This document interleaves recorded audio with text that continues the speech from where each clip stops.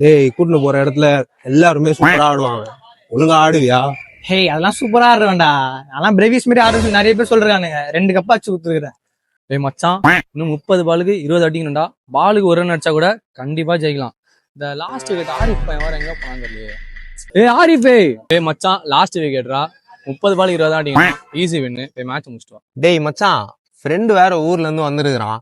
ஏதோ பிரேவிஸ் மாரிலாம் ஆடுவேன்னு சொல்லியிருந்தான் வரும்போது. கொஞ்சம் ஒரு சான்ஸ் தான் கொடுத்து பாப்போமே. ஷார்ட் வாங்க ப்ரோ. பாரு வந்து சண்டை போட்ட எவனும் இல்ல.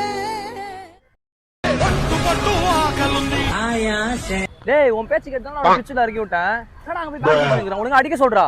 டேய் இதான்டா லாஸ்ட் பால். இருடா இப்போ மேட்ச் எப்படி முடியறானு பாறா. அவுட்டே.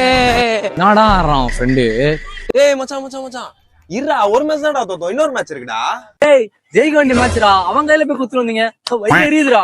ஏய் அதான் பிரேவிஸ் மாதிரி ஆடுனான்டா. ஏன் மாயிரான் பிரேவிஸ் மேரான்னு சொல்லிட்டு கேதார் ஜாதவமா ஆடுறான்டா இவன். ஒயிட் வர பால பேட்டர்ன் பண்றான், வேற வர பால டாட் வைக்கிறான். என்னடா அதுவும் லாஸ்ட் ஒரு பால் ஏதோ 6 அடிச்ச மாதிரி இருந்துச்சு. அதுவும் ஃபீல்டர் கையில போய் கேட்ச் குத்துட்டானேடா. டேய் கூட்டு மாதிரி நினைச்சா நான் போட்டு ஜெசிக்கு கிரிக்கெட்டுக்கும் சம்மந்தம் இல்லாத மாதிரி இருந்தாடா. டென்னிஸ் பால் ஆடி பழகல ப்ரோ. கார் பால் தான் ப்ரோ ஆடு.